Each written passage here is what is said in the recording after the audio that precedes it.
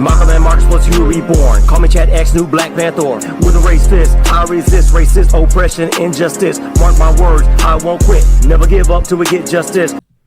What's up, everybody? This your boy CS Motivated Minds. Last month, I was flipping through some headlines, and I came across this article.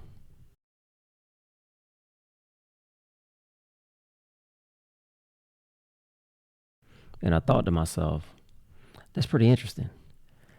So some days later, again, I was flipping through some articles, and I came across this.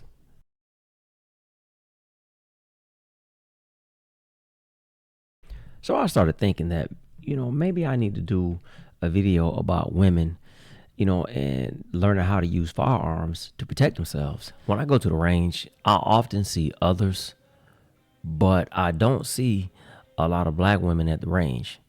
And when I do, they're either by themselves or in a group. And a lot of times they don't know what they're doing. They're just in there trying to figure it out and squeezing around. Another thing that I often hear when I start talking about weapons, I hear a lot of black women say that they're afraid of guns. So as I was mulling it over and just kind of thinking about how I wanted to do it, gathering my thoughts, somebody sent me this message. Good afternoon. I wanted to bring this to your attention. There was a lady who was out walking her dogs in Memphis, and she saw a man beating up a woman. She walked over, I'm not sure how close she was, but she told him to stop. So the man stopped beating his girlfriend and then turned around and shot the woman. She was able to, get herself together, call 911, and calm the lady down. That was 2 months ago. 2 months later, they still have not caught the man. Interestingly enough, the woman he was beating hasn't come forward in her defense. She hasn't said thank you. She hasn't said a word. I look for updates on this, but I can't find anything that says that a person had been arrested. I think that it's crazy that this bystander tried to help a woman who was being abused, and the lady didn't do anything in turn to help the woman who was shot. It's important to remember in domestic violence situations, no matter how much we want to help, it's best not to get involved. It's better to call the police and let them handle it, because what happens oftentimes, like in this case, you end up getting hurt or sometimes getting killed, and the person being abused never leaves the person who was abusing them. All right, so let's change gears real quick and answer the question. What is domestic violence? Definition. Domestic violence is a pattern of abusive behavior in any relationship that is used by one partner to gain or maintain power and control over another partner. This occurs through a systematic pattern of intimidation, manipulation, humiliation, isolation, fear, terror, coercion, threats, blaming, or injury to the victim. When it comes to domestic violence, we often focus on the injury, the threats, the terror, the fear, and sometimes the isolation. But we always forget, or we never think about, intimidation, manipulation, humiliation, or coercion. We don't ever think about that. But all of that is a part of domestic violence, because it goes directly or speaks directly to maintaining power and control over another person.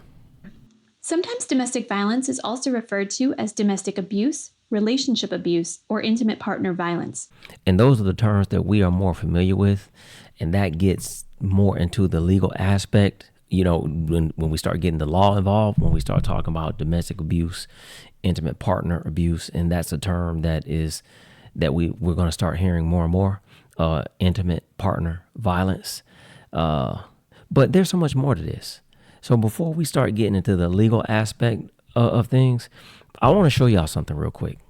So I mentioned on the other screen that there are some common forms of abuse that we know about. The injury, we know about the threats. We know about the physical abuse. We know about the sexual abuse. We know about the emotional abuse. All right, we know about this stuff, the slapping, the shoving, the grabbing. We know about the sexual abuse. We know about, people often talking about emotional abuse. And it's important to mention emotional abuse, because there are a lot of people who are out there being emotionally abused. Everybody knows somebody whose self-esteem is constantly getting beat down on, and their self-worth is always being undermined. the name calling is really just the tip of the iceberg, because there are people out there that's constantly subjected to constant criticism, the diminishing of their ability. And then, another one that we never think about as emotional abuse is how one parent damages the relationship with the kids of another parent. We see it all the time, but that's emotional abuse. We never think about economic abuse, though.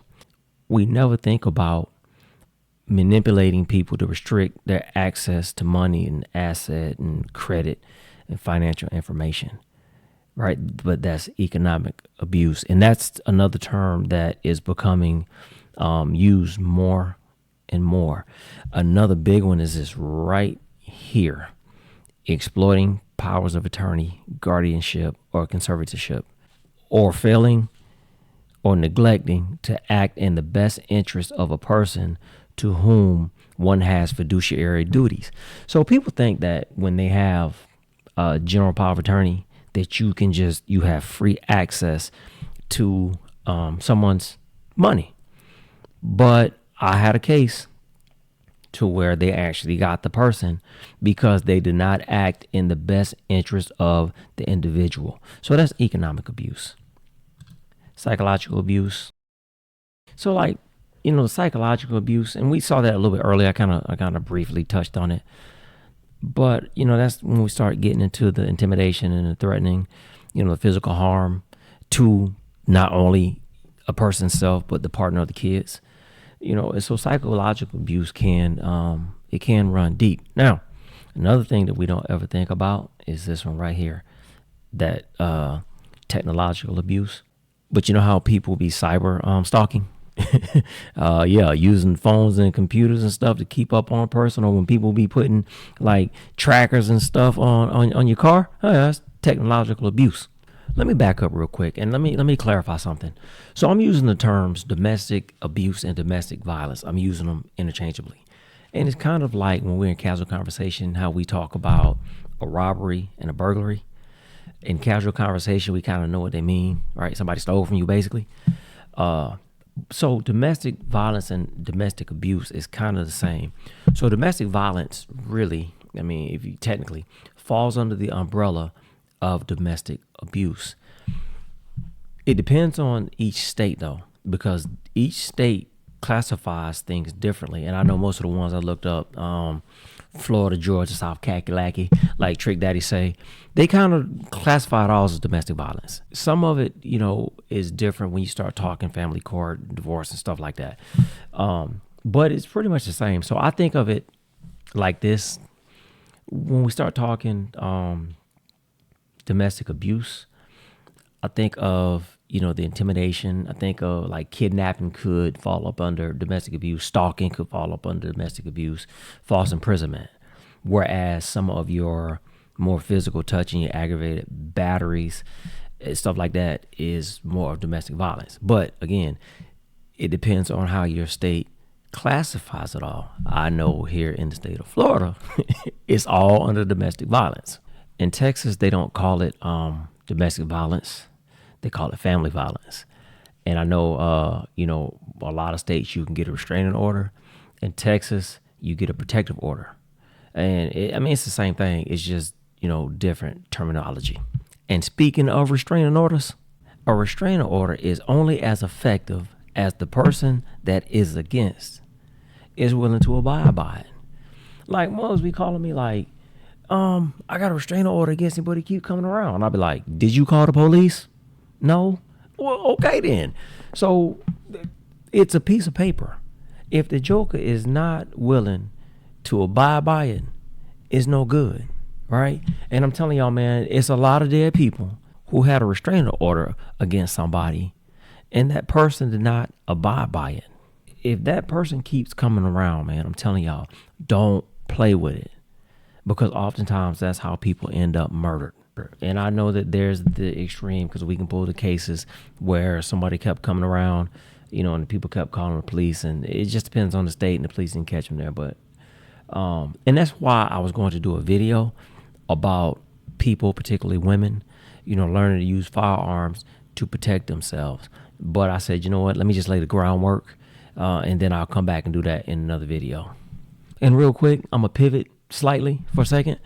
I know that women have restraining orders placed on them by men because men are victims of domestic violence as well. And I know we also have same sex. That's when you start getting to the intimate partner violence, but that's going to be another video.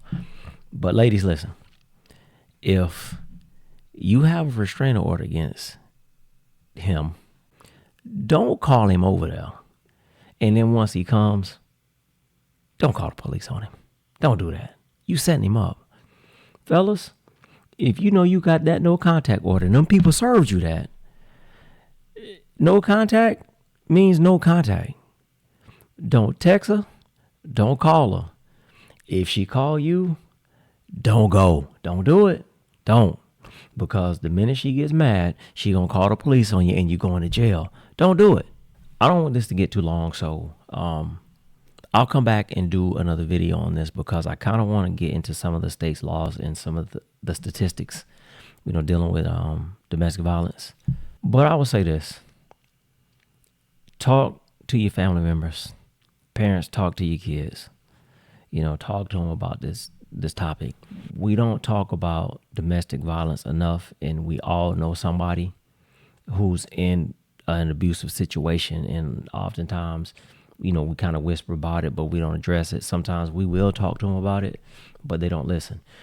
And that's a whole nother topic. If you are in an abusive situation, get some help and get out of it, because oftentimes they turn deadly. Don't let someone beat down on your self-esteem. Don't let people intimidate you. And I know it's easier said than done, but at the end of the day, you have to get out of that situation. And I know sometimes people stay for different reasons. And again, that's another video. But please, get out of the situation, and get some help. Hey, this your boy CS at Motivated Minds. I just want y'all to think about it. Malcolm and Marcus was you reborn. Call me Chad X, new Black Panther. With a race fist, I resist racist oppression, injustice. Mark my words, I won't quit. Never give up till we get justice.